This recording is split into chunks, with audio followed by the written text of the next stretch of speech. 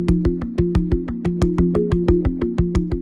now, Amazon can scan your face without your consent, all of our faces without our consent, and sell it to the government, all without our knowledge, correct? Yes. And, Mr. Chair, I'd like to seek unanimous consent on how Amazon actually met with ICE officials over facial recognition system that could identify immigrants. I'd like to submit this to the congressional record. Without objection. Thank you so much. Ms. Garvey, in fact, it's not just Amazon that's doing this, right? It's Facebook, it's Microsoft, it's a very large amount of tech corporations, correct? That's correct. Do you think it's fair to say that Americans are essentially being spied on and surveilled on a massive scale without their consent or knowledge? I would make a bit of a distinction between what Facebook and other companies are doing, but yielding to Ms. Buolamwini for more specifics on this.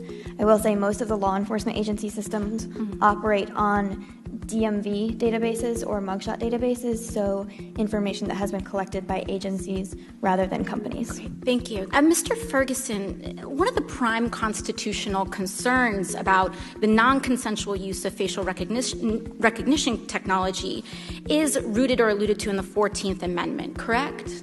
That's correct. It's one of them.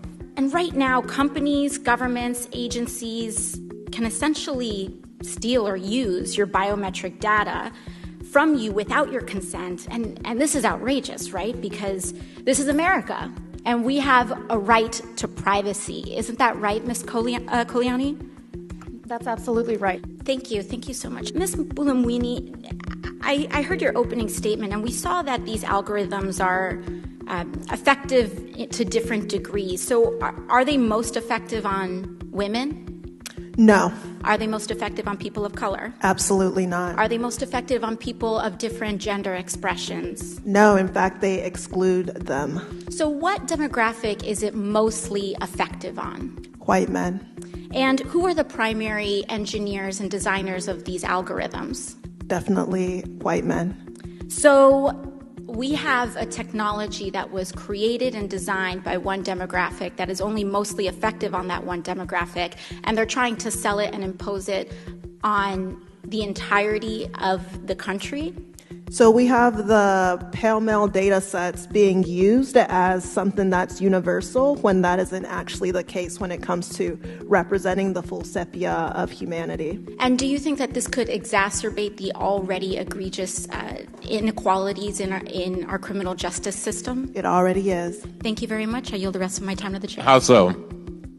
So right now, because you have the propensity for these systems to misidentify Black individuals or brown communities more often, and you also have confirmation bias where if I have been said to be a criminal, that I am more targeted. So there's a case with Mr. Ba, an 18-year-old African-American man who was misidentified in Apple stores as a thief. And in fact, he was falsely arrested multiple times because of this kind of misidentification. And then if you have a case where we're thinking about putting, let's say, facial recognition technology on police body cams in a situation where you already have racial bias, that can be used to confirm, right, the presumption of guilt, even if that hasn't necessarily been proven, because you have these algorithms that we already have sufficient information showing fail more on communities of color.